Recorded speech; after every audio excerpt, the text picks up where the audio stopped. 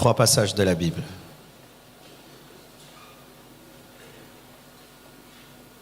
Hébreux 10, versets 28 à 29. Celui qui a violé la loi de Moïse meurt sans miséricorde sur la déposition de 2 ou de 3 témoins. De quel pire châtiment pensez-vous que sera jugé digne celui qui aura foulé aux pieds le Fils de Dieu, qui aura tenu pour profane le sang de l'alliance par lequel il a été sanctifié et qui aura outragé l'Esprit de la grâce. 1 Pierre 1, versets 18 à 21. 1 Pierre 1, 18 à 21.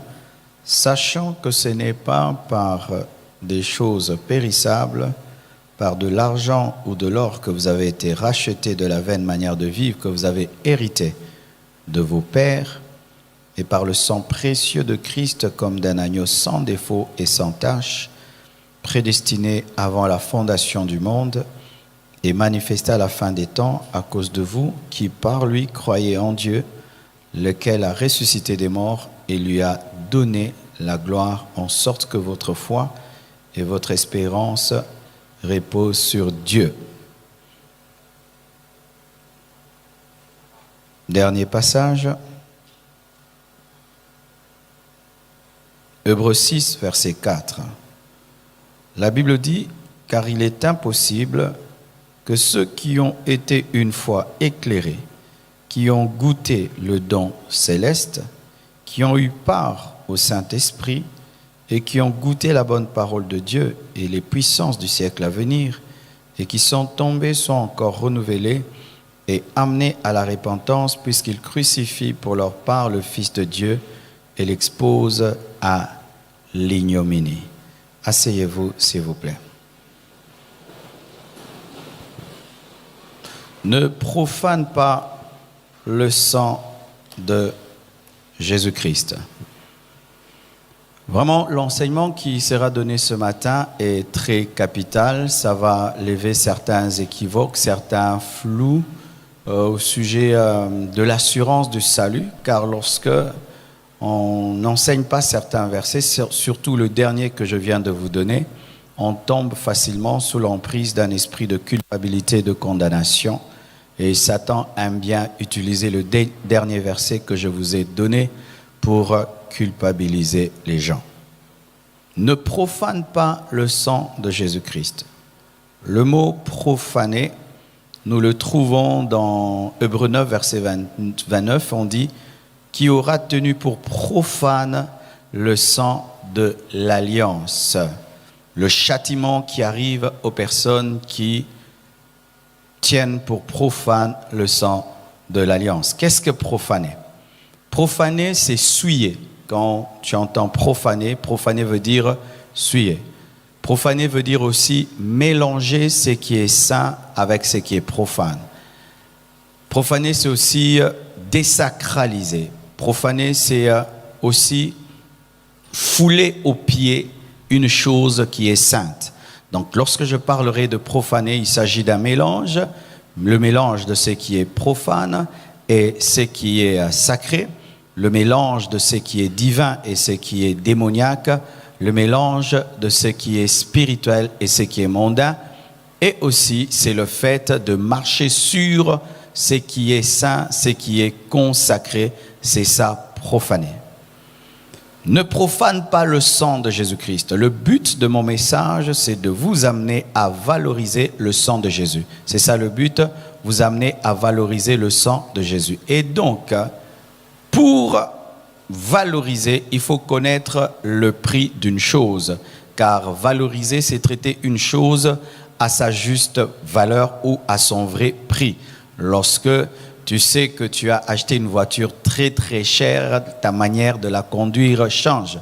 Mais celui qui ne sait pas, il va la conduire très mal. C'est comme ça que vous voyez les chauffeurs abîment facilement les voitures, mais le propriétaire abîme rarement parce qu'il connaît le prix. Il valorise parce qu'il connaît le prix. Et pour valoriser le sang de Jésus-Christ, tu dois en connaître le prix.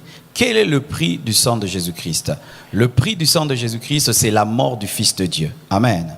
Ne mettez jamais d'un côté la mort de Jésus-Christ et le sang de Jésus-Christ. Si le sang de Jésus-Christ a coulé, c'est parce qu'il est mort. Donc le prix du sang de Jésus-Christ, c'est la mort du Fils de Dieu. C'est ça la valeur, la mort du Fils de Dieu. Alléluia. Ne profane pas le sang de Jésus-Christ parce que c'est un sang précieux. Lorsque vous lisez 1 Pierre 1 verset 1 Pierre 1 verset 18 à 21, 1 Pierre 1 18 à 21, on dit que le sang de Jésus-Christ est un sang précieux. Nulle part dans la Bible on appelle un autre sang sang précieux. Ni le sang des boucs, ni le sang d'Abel, c'est seulement le sang de Jésus-Christ qui est un sang précieux. Pourquoi? C'est le sang divin, c'est le sang du Fils de Dieu. Amen. Traite le sang de Jésus-Christ comme étant un sang précieux. C'est le sang du Fils de Dieu, c'est le sang de Dieu. C'est un sang qui a coûté la vie du Fils de Dieu. Amen. Entrons en profondeur. Je crois que tu as compris profaner, valoriser. Maintenant, j'aimerais parler en profondeur. Voici mes frères, par rapport au sang de Jésus-Christ, il y a trois types d'hommes par rapport au sang de Jésus-Christ. Il y a premièrement les hommes animaux, deuxièmement il y a les hommes charnels, troisièmement il y a les hommes spirituels. Face au sang de Jésus-Christ, il y a trois sortes d'hommes. Il y a les animaux, il y a les charnels et il y a les spirituels. Et je ne suis pas en train de t'insulter si je te traite d'homme animal. La Bible en parle dans 1 Corinthiens 2 verset 14. On dit que l'homme animal ne reçoit pas les choses de l'esprit. Comment tu peux savoir que tu es un homme animal? C'est lorsque tu ne comprends pas les choses de Dieu. Celui qui ne comprend pas les choses de Dieu, les choses spirituelles, est un homme animal. Si lorsque j'enseigne, mettons, les choses basiques de la terre, le mariage, le voyage, la richesse, tu comprends très bien. Mais quand je commence à enseigner sur les choses de l'esprit, les dons spirituels, le retour de Jésus-Christ, le sang de Jésus-Christ, la croix, la sanctification, tu ne comprends rien, tu es un homme animal. Parce que l'animal ne comprend pas le langage spirituel. La compréhension des choses spirituelles détermine ta spiritualité. Si tu ne comprends pas les choses spirituelles, c'est donc un problème d'entendement. Et souvent, les personnes qui ont un problème d'entendement dans l'église, ce sont les adhérents non convertis. Donne-moi l'amen. Je te pose une question, par exemple, qu'est-ce qui est la preuve sur la terre que Jésus-Christ est le Fils de Dieu? Quelle est ta preuve que Jésus-Christ est le Fils de Dieu? Tu es chrétien, ça fait 3 ans, 4 ans, 5 ans. Mais quelle est la preuve que tu donnes que Jésus-Christ est le Fils de Dieu? Quelle est la preuve sur la terre et même dans les Écritures que Jésus-Christ est le Fils de Dieu? La preuve, c'est la résurrection. La plus grande preuve que Christ est le Fils de Dieu, c'est parce qu'il est mort et il est ressuscité. S'il était né de Marie, s'il avait fait des miracles, mais s'il n'était pas ressuscité, on n'allait pas croire qu'il est le Fils de Dieu. Mais il y a des gens qui sont chrétiens, ça fait 10 ans, mais qui ne le savent pas. Est-ce que tu comprends la parole quand je prêche? Est-ce que tu comprends? Pendant que je prêche, tu entends le français ou bien tu entends la langue de l'esprit? L'homme animal est comme un animal. C'est-à-dire quoi? C'est-à-dire que l'animal ne comprend pas la valeur de choses. Lui aussi ne comprend pas la valeur de choses. L'animal est fait de cœur, est fait du sang, est fait des intestins. Lui aussi, il a un cœur, il a des intestins, mais il n'a aucune communion avec Dieu. Frère, et d'ailleurs, un homme animal est plus en danger qu'un animal. Parce que l'animal, lorsqu'il meurt, il finit peut-être dans la casserole et puis c'est tout. Mais l'homme animal, lorsqu'il meurt, il va en enfer. Donc un païen est plus en danger qu'un poulet. Parce que le poulet finit que dans la casserole et dans un estomac, c'est tout. Mais le païen finit en enfer. Qui est un homme animal? Un homme animal, c'est un incrédule. Il ne croit pas en la parole de Dieu. Il ne comprend pas les choses spirituelles. Un homme animal, c'est un homme profane, aveuglé par rapport aux choses de l'esprit. Est-ce que tu comprends? Car la conversion ne commence que par la compréhension. Il faut comprendre pour naître de nouveau, mes frères, parce que l'évangile est un message. Si tu ne comprends pas un message, tu ne peux obéir à ce message. C'est pourquoi nous, prédicateurs, avant de prêcher, nous prions. Pourquoi nous prions? Parce que nous savons qu'un homme peut être intelligent mathématiquement et tout le reste, mais n'est point avoir l'intelligence de Dieu. Que Dieu ouvre tes yeux et qu'aujourd'hui tu naisses de nouveau. Que tu cesses seulement d'être un fidèle de l'église Compassion, mais que tu puisses donner ta vie à Jésus-Christ. Parce qu'il y a des hommes qui ont fait 10 ans dans cette église, mais qui ne sont jamais nés de nouveau. Il est païen, mais 10 ans à la Compassion. Il ne comprend rien des choses de Dieu. Rien du tout des choses de Dieu. Et un homme animal ne comprend pas le sang. Il profane le sang. Et moi, je l'ai fait, mes frères, lorsque j'étais païen et que je priais dans l'église catholique. On nous disait que lorsque tu prends la Sainte Seine en dehors du culte, il y aura du sang qui va couler. Alors un jour, je suis entré dans l'église, j'ai volé la Sainte Seine, je l'ai mangée pour voir s'il y aura du sang. J'ai défié le corps de Jésus, je défiais le sang de Jésus, mais j'étais un ignorant, je ne comprenais rien. L'homme animal ne comprend pas la valeur du sang. Ce n'est même pas qu'il donne une valeur, il ne comprend pas la valeur du sang. Mais l'homme charnel maintenant, la Bible le définit comme étant un bébé spirituel. L'homme charnel, la Bible le définit comme un immature. L'homme charnel, la Bible le définit comme étant un frère en Christ, un chrétien, mais qui n'a pas mûri. Et le chrétien qui n'a pas mûri, le chrétien charnel, le chrétien dirigé par lui-même, lui maintenant, il donne de la valeur au sang de Jésus-Christ, mais peu de valeur au sang de Jésus-Christ. C'est un homme qui donne la valeur au sang de Jésus, mais pas beaucoup de valeur. Il sait que le sang de Jésus-Christ, c'est un sang qui peut le laver de ses péchés, mais il ne comprend pas que c'est un sang précieux. Et la Bible reconnaît qu'il y a des hommes charnels, mais qui sont des chrétiens. Paul le dit dans 1 Corinthiens 3, versets 1 à 3, il dit, pour moi frère, ce n'est pas comme à des hommes spirituels que j'ai pu vous parler, mais comme à des hommes charnels. Il les appelle frères, mais les appelle charnels. Tu peux être mon frère en Christ, mais je t'appelle aussi charnel. Donne-moi la main. Frère charnel, alléluia. Mais quand un enfant naît dans une maison, on dit mon petit frère bébé, n'est-ce pas? Bébé, tu es mon petit frère mais tu es bébé. Et tu es mon frère en Christ mais tu es bébé. Voici les preuves que tu es bébé. La Bible dit ceci. En effet, puisqu'il y a parmi vous de la jalousie et de la dispute, tout chrétien qui est jaloux est un bébé spirituel. Chaque fois que tu es jaloux, chaque fois que tu te disputes, tu es un bébé spirituel. Et donc les églises sont remplies de bébés spirituels. Les églises ne sont même pas des universités spirituelles, ce sont des nurseries spirituelles. Les codymes spirituels éternels. Parce qu'il y a beaucoup de jalousie au milieu de nous, beaucoup de disputes au milieu de nous, beaucoup de haine au milieu de nous. Lorsque tu es chrétien et tu es dans les œuvres charnelles, tu es un bébé, tu es un immature. Et encore Paul dit ceci, j'ai des choses à vous enseigner, mais que vous ne pouvez pas comprendre. Pourquoi? Vous êtes encore au lait. C'est lorsque tu ne supportes que le lait spirituel. Lorsqu'on commence à monter seulement dans la parole, tu dors. Lorsqu'on commence à monter dans les Écritures, tu es perdu, tu es un bébé spirituel. Tu es un bébé spirituel lorsque tu lis seulement les psaumes. Ah oui, jamais tu ne lis les épîtres de Paul. Tu es un bébé spirituel. Le bébé spirituel, il aime les psaumes. Il aime Matthieu 7, verset 7. Demandez, on vous donnera. Cherchez, vous trouverez. Frappez, il aime. Tant que tu vivras, rien ne te résistera. Les versets des bébés spirituels. Sans la sanctification, personne ne verra Dieu. Non, pas ça. Ça, c'est pour les pasteurs. Bébés spirituels. Tu aimes seulement les promesses, mais tu n'aimes pas les ordres. Tu aimes seulement quand Dieu te promet des grandes choses, mais pas quand il te brise. Tu es un bébé. Les bébés spirituels ne valorisent pas suffisamment le sang de Jésus-Christ. Et la preuve, la voici, c'est qu'ils ont des mauvaises confessions des péchés.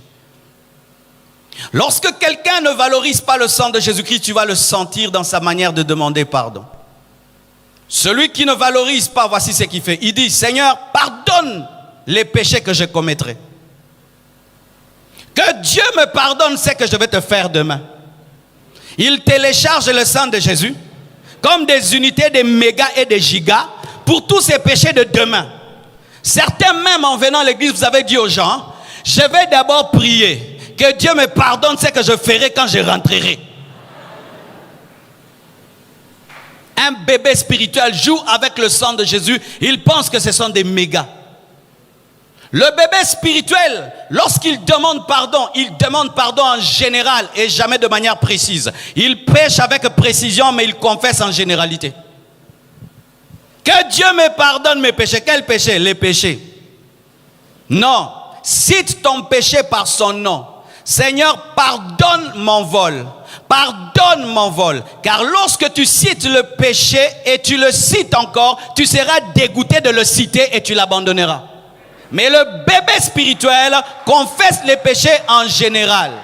Et des fois même, il confesse en mettant dans sa confession des gens qui n'ont pas péché avec lui. Seigneur, pardonne-nous, nous avons péché. Nanga. Tu as péché. J'aime pas ces gens qui disent ça. L'église est dans le péché. Tu es dans le péché. Les enfants de Dieu maintenant sont des pécheurs. Toi tu es pécheur. Ne dis pas les enfants, toi tu es pécheur. Quand un enfant échoue à l'école, il dit nous avons échoué. Quand tu pêches, c'est ton péché. Arrête de dire Seigneur, nous avons péché. Nous les Congolais, nous sommes dans la corruption. Non, c'est toi qui es dans la corruption. Moi je ne suis pas dans la corruption. Alléluia. Ne confesse pas nos péchés. Confesse tes péchés, alors tu confesseras mon péché. Lorsque vous vous lavez, est-ce que vous vous lavez en général?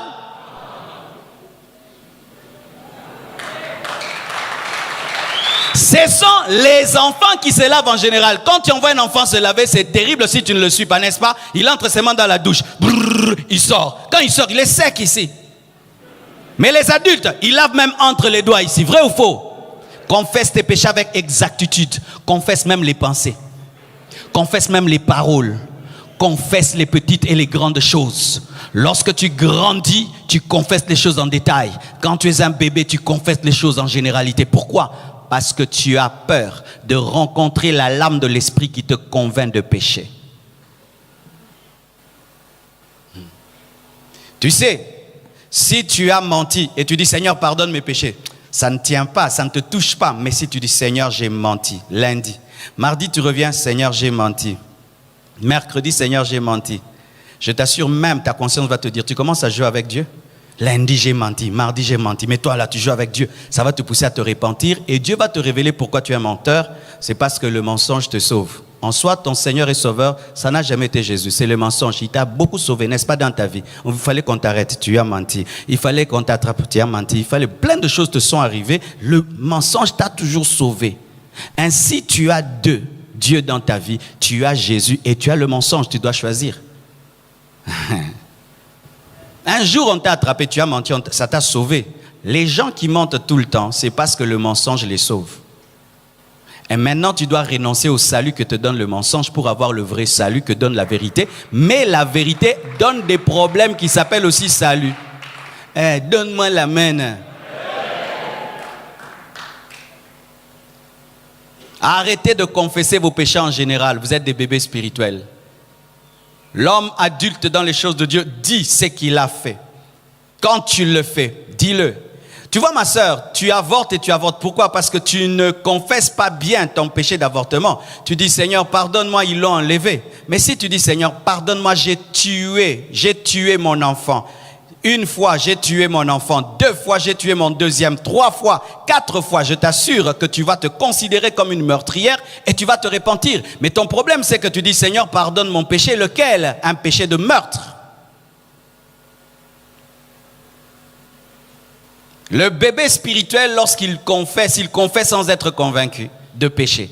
Ça, c'est quelque chose que je faisais avant mes frères. Lorsque je faisais le mal, je me débarrassais vite de ma culpabilité en disant « Seigneur, pardonne-moi ». Jusqu'à ce que je rencontre un homme de Dieu qui me dit « Non, lorsque tu veux réellement abandonner un péché, prends du temps entre le péché et la confession ». Je dis « Non, mais si Jésus revenait ?» Il dit « Non, parce que même si tu confesses, si tu n'es pas convaincu que tu as péché, tu pécheras encore. Alors donne le temps au Saint-Esprit de t'enseigner ton péché, de te faire vraiment mal, te faire sentir. Et lorsque tu vas dire « Seigneur, pardonne-moi », ce sera vrai. Cher étudiant, es-tu convaincu que tricher à l'école c'est mal?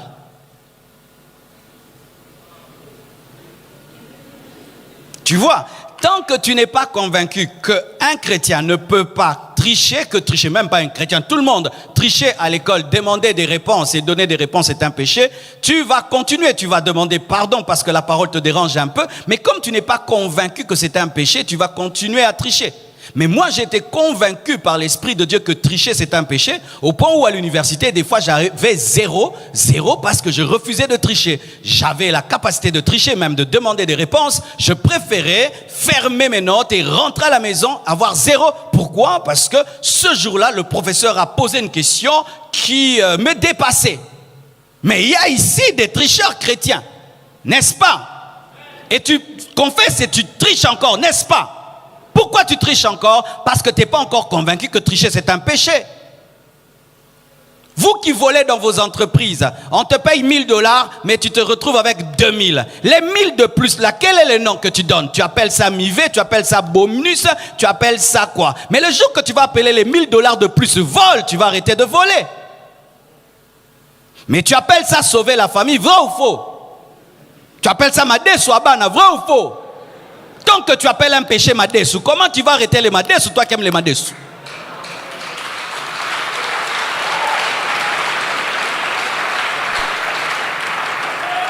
Ainsi, le bébé spirituel ne respecte pas le sang de Jésus-Christ parce qu'il se complaît dans le péché et il ne veut pas abandonner le péché, de sorte même qu'il donne des petits noms au péché pour qu'il ne puisse pas les trouver graves. Tu vois, si tu appelles impudicité, ça va te toucher. Tu appelles ça copinage.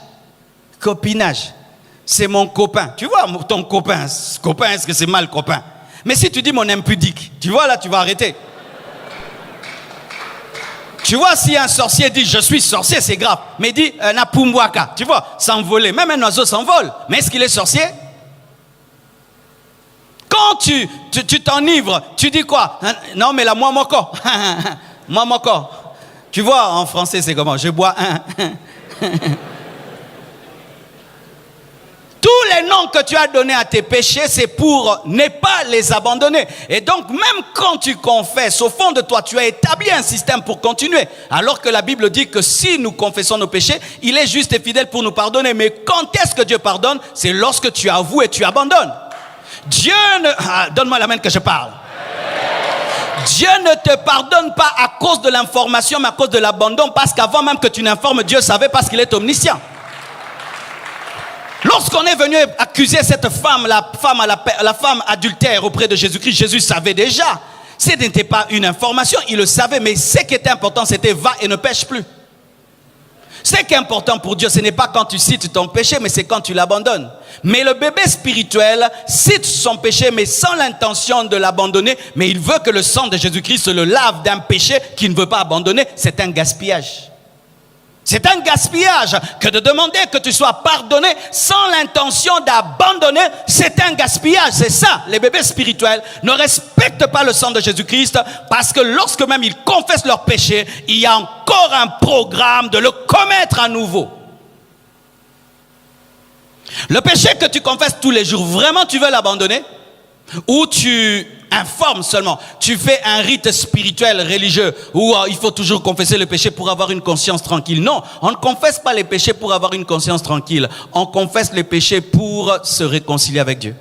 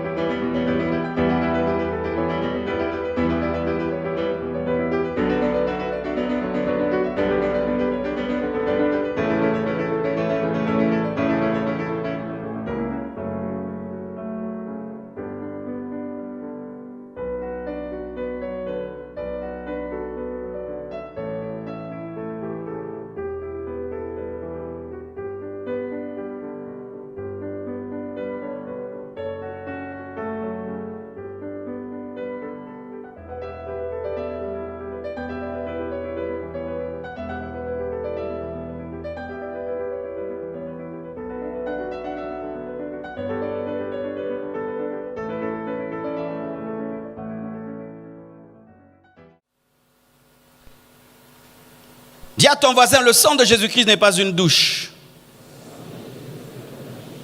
Et d'autres, qu'est-ce qu'ils font? Ils confessent leurs péchés en partie. Mettons, il avait 10 péchés, ils confessent 7 péchés et ils gardent 3. Et ces personnes pensent que comme elles ont abandonné 7 péchés, donc Dieu peut comprendre et tolérer qu'elles puissent garder 3. Ah oui. Mon frère, ça c'est ta propre religion. Un enfant qui est sale, même si c'est tout son corps et la vessie, il garde une main sale, la maman dit, va te laver encore. Vrai ou faux? Pareil aussi. Ce n'est pas parce que tu as, entre guillemets, évolué dans ta sanctification que Dieu te donne le droit de continuer de pécher. Car beaucoup de gens disent, Seigneur, j'ai abandonné la drogue, j'ai abandonné la prostitution, j'ai abandonné l'alcool, j'ai abandonné le vol, j'ai abandonné ceci. Mais quand même, garde-moi samedi, je ne vais pas aller en boîte. Ah oui, vous êtes là, non? Vous allez samedi en boîte. Vous allez samedi en boîte. Vous allez samedi en boîte. Mais tu ne fumes pas. Et certains même, vous allez samedi en boîte, vous ne dansez pas, vous regardez seulement.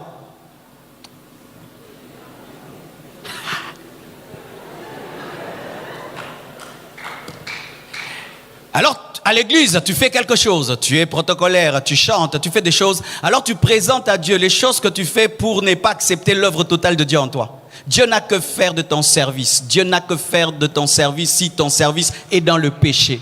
Et quand Dieu réclame la sanctification, c'est une sanctification totale parce que nous devons être des holocaustes et l'holocauste est un sacrifice totalement consumé. Totalement consumé, totalement brûlé. Arrêtez ces choses. J'ai trop abandonné pour Dieu, je peux garder mes mini. Non, on ne veut pas aussi tes mini même si tu as tout abandonné. Mais oui, mais vous savez, c'est terrible. Hein? Il y a des sœurs dans cette église, tu peux croire qu'elle est impudique par son vêtement. Non, elle n'est pas impudique. Elle s'habille mal. Mais elle n'est pas dans les choses là bizarres. Mais quand même, elle n'arrive pas à se débarrasser seulement de cet habit-là. Et comme elle ne sort plus avec les hommes, elle ne va plus en boîte, elle pense que c'est une raison pour s'habiller comme une pute.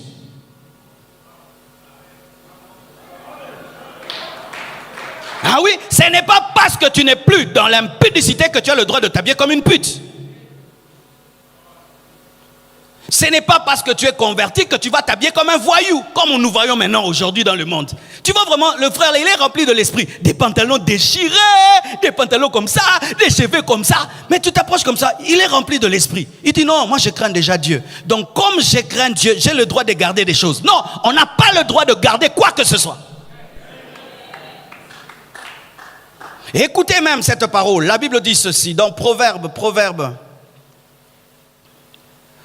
28, verset 13, la Bible dit ceci. Celui qui cache ses transgressions ne prospère point.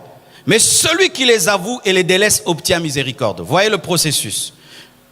Tu dois avouer et puis tu dois délaisser. Amen. Si tu avoues et tu délaisses, Dieu te pardonne.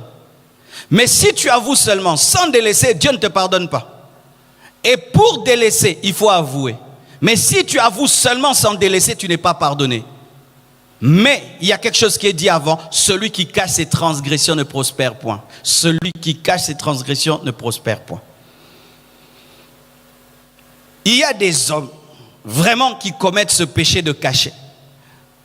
Les immatures.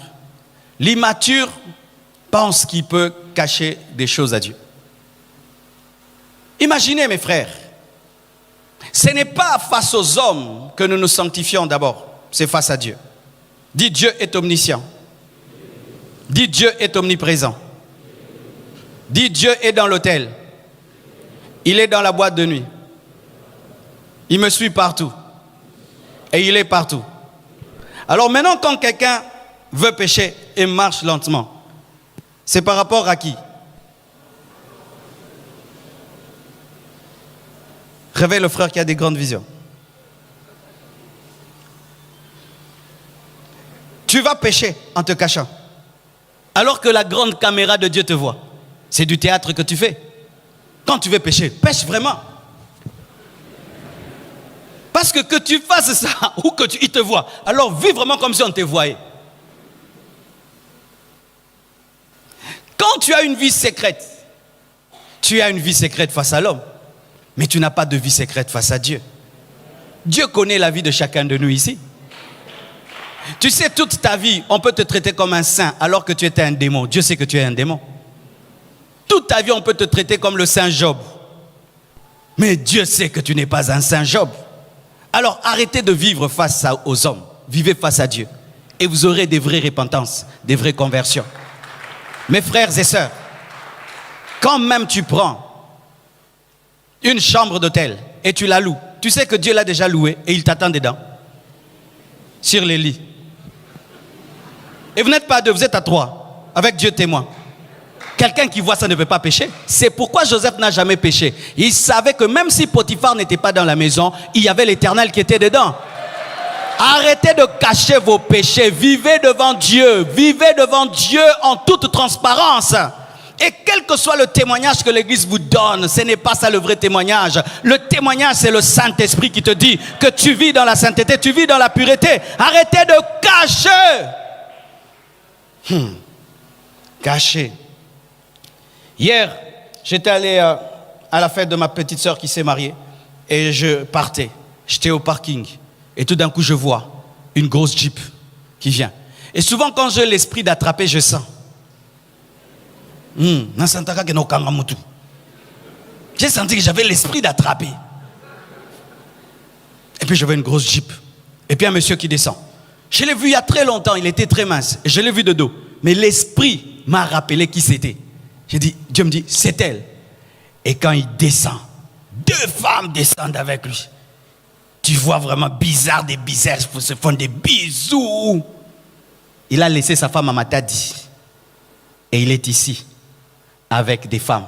Sa femme à Matadi ne voit rien. Elle prie. Ça me battait la mbalanga pambolae. Musala keikuna musala penza musala. Makasi musala penza.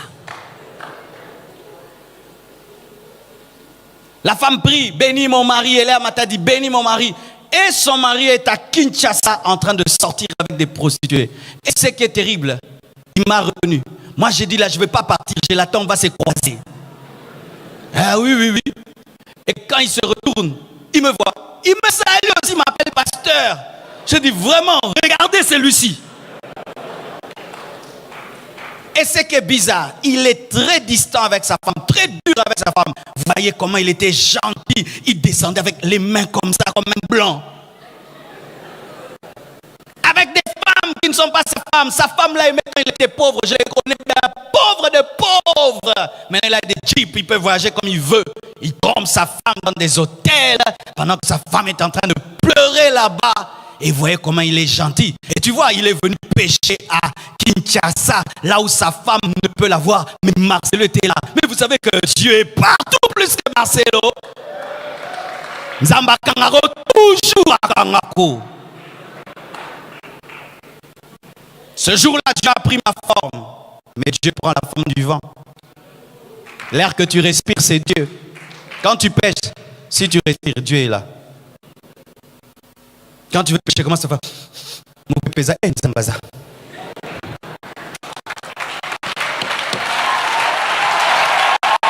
Donne-moi un amen.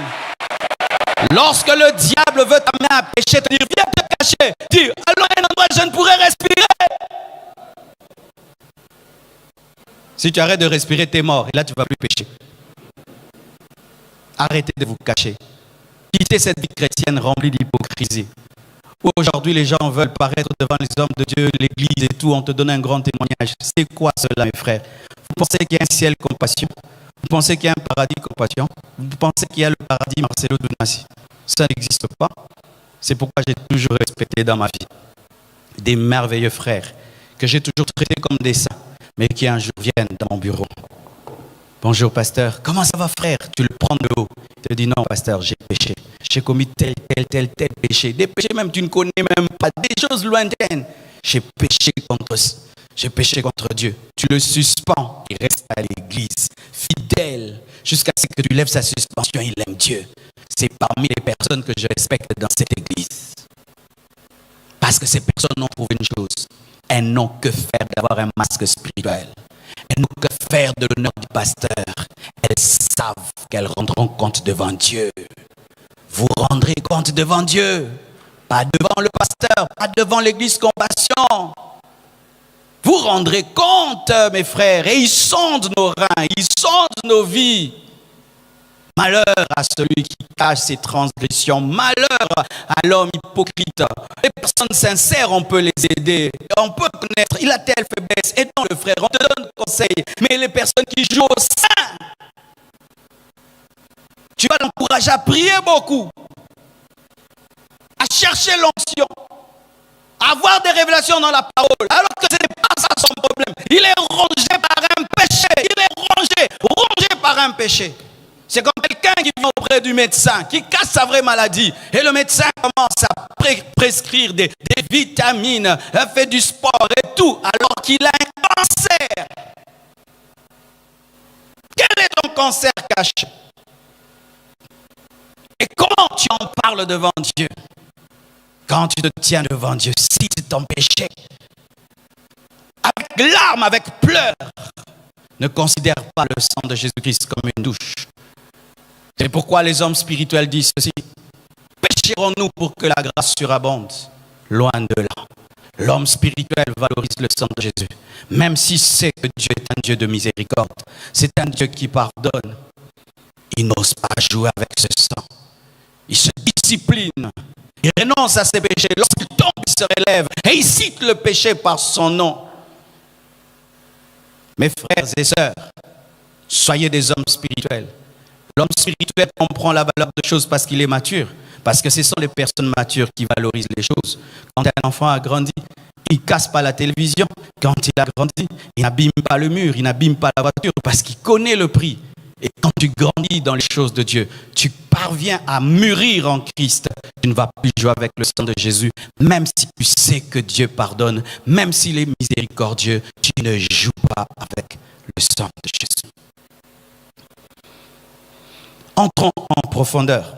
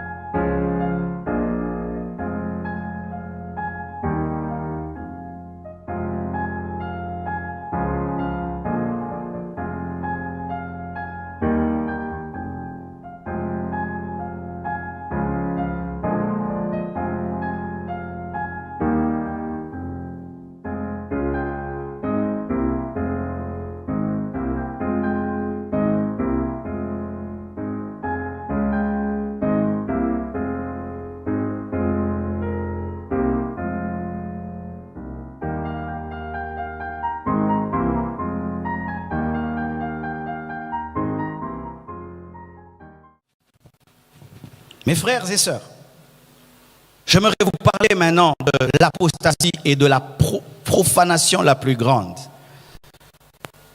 Le thème c'est « Ne profane pas le sang de Jésus-Christ ». Et il y a 4 niveaux de profanation. Le premier niveau de la profanation, c'est lorsqu'un païen profane le sang de Jésus-Christ. C'est une profanation qui a lieu parce qu'on est ignorant, on est incrédule. C'est grave. Parce que tout ce qui est sacré doit être respecté par quiconque, même si tu es un pécheur. C'est pourquoi le païen, s'il ne se répand pas, il meurt, il va en enfer, parce qu'il a profané le sang de Jésus-Christ, il n'a pas respecté le sang de Jésus-Christ. Deuxièmement, il y a l'homme charnel. Il s'est converti, il a donné sa vie à Jésus-Christ, mais il n'a pas évolué dans sa croissance spirituelle et il joue avec le sang de Jésus-Christ en ayant des fausses repentances, des fausses confessions. Il considère le sang de Jésus-Christ comme étant une douche. Il pêche pour que la grâce surabonde. Troisième, le rétrograde. Qui est le rétrograde? Le rétrograde, c'est celui qui grandissait dans sa marche avec Dieu et qui s'est arrêté et qui a commencé à reculer. Précision. Il grandissait au passé, il s'arrête peut-être au présent et peut-être au présent, il est en train de régresser. Il est impossible qu'il y ait régression s'il n'y a plus de croissance. Avant de régresser, on s'arrête. Les rétrogrades s'arrêtent avant de régresser. Cesse de grandir avant de régresser. Mon frère, il y a très longtemps que tu as grandi. Aujourd'hui, nous sommes en 2020, mais tu as toujours la connaissance que tu avais en 2019. Tu n'as pas grandi dans la prière, tu n'as pas grandi dans la sainteté, tu n'as pas grandi dans la connaissance de Dieu, tu n'as pas grandi. Et sache que lorsque un ballon cesse de monter, qu'est-ce qu'il fait? Il descend. Et quand tu ne grandis pas spirituellement, voici la deuxième chose qui va t'arriver. Tu vas commencer à regresser parce que c'est logique. Ceux qui ne croient pas finissent par mourir. Est-ce que vous grandissez dans la connaissance de la parole? Est-ce que vous grandissez dans votre engagement pour Christ? Est-ce que vous grandissez dans votre consécration, dans votre service? Est-ce que vous grandissez dans l'amour? Est-ce que vous grandissez dans l'onction? Est-ce que vous grandissez dans le fruit de l'esprit? Est-ce que tu peux témoigner que tu grandis? Car tout ce qui ne grandit pas s'arrête et tout ce qui s'arrête descend dans les choses spirituelles. C'est alors que tu vas commencer à reprendre tes péchés. Les péchés que tu avais abandonnés à bloc, en gros, tu vas commencer à les reprendre en détail. Et tu commences à reprendre un peu tes anciens habits, tes anciens amis, tu les reprends. Les lieux que tu ne fréquentais plus, tu commences à les reprendre. Des langages que tu n'avais plus, tu commences à reprendre. Des bouteilles que tu ne buvais plus, tu commences et tu rentres jusqu'à ce que tu rentres dans le monde.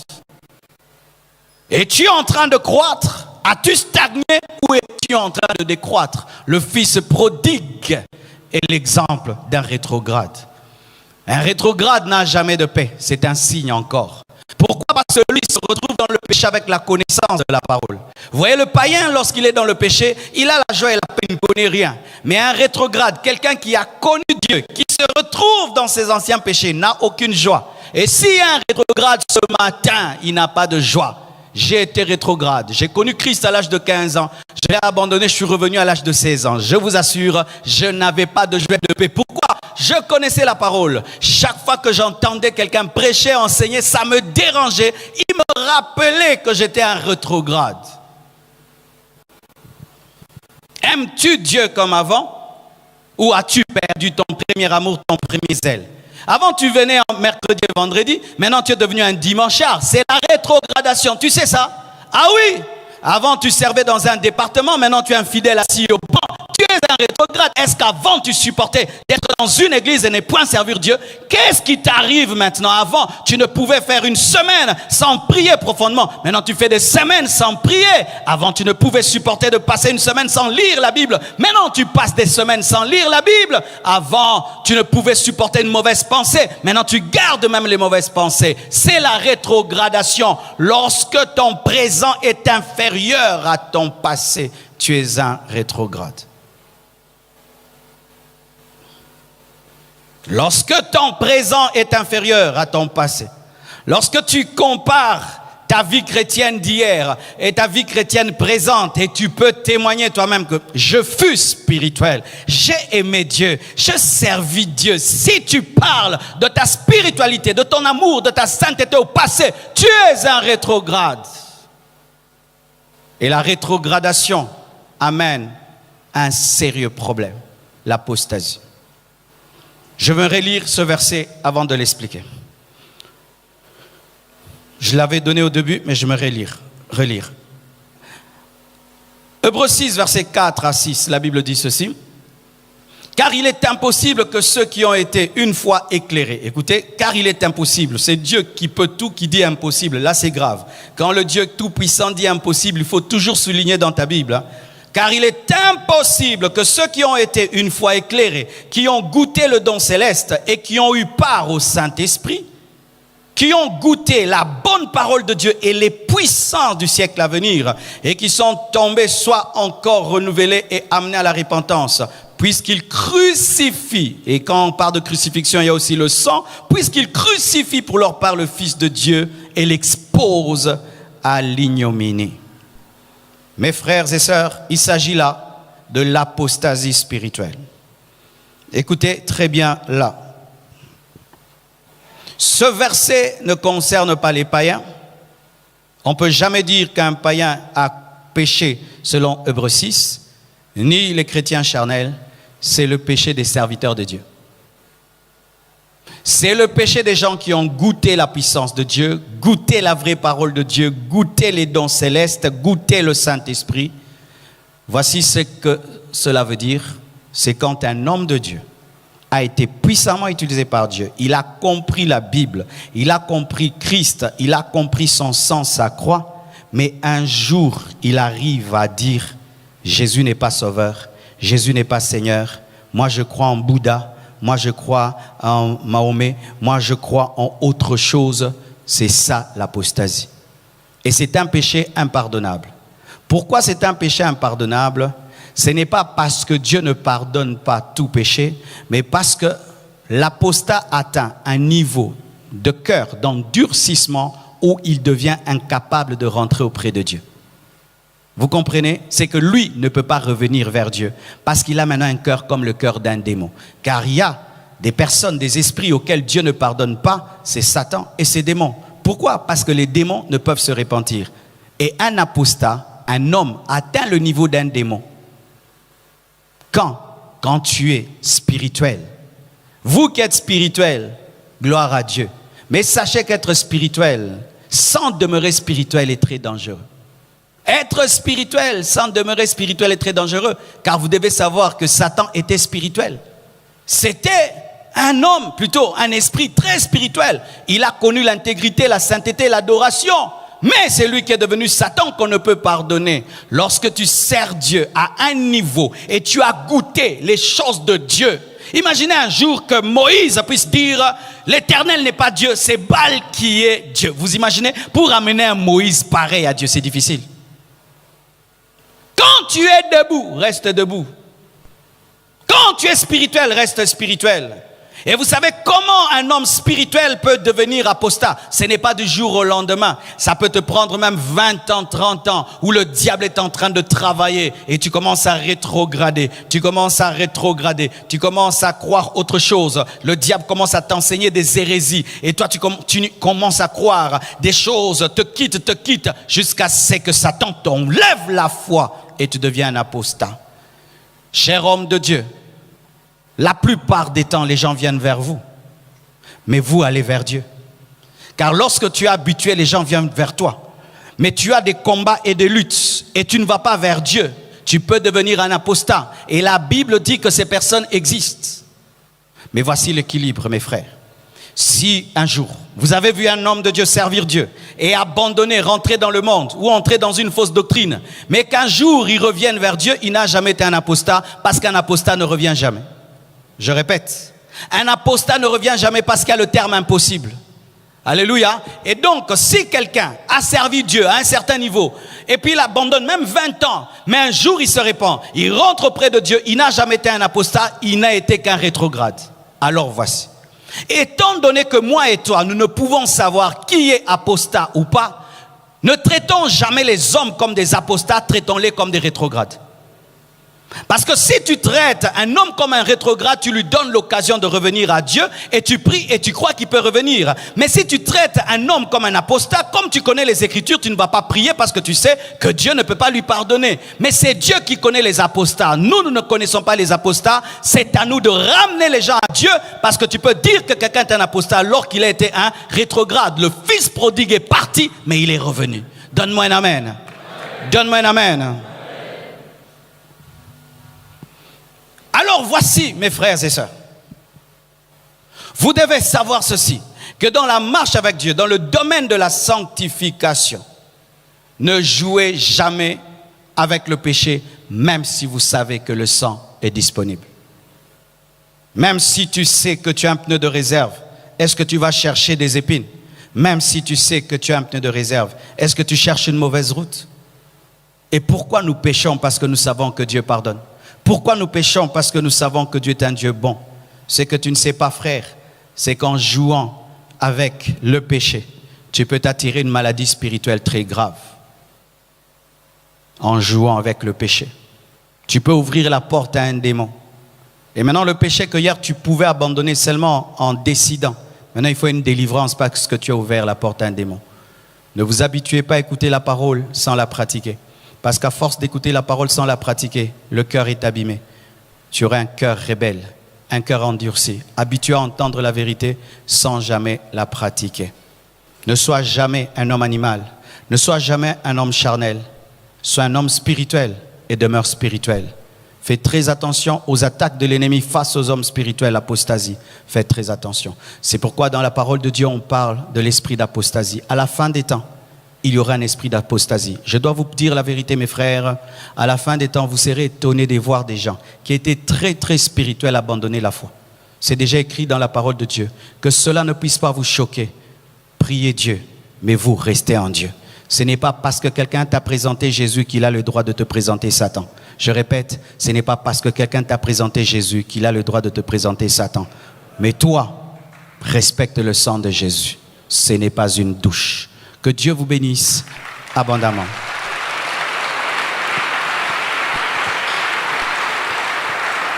Nous allons nous tenir debout et prier pour nos cœurs.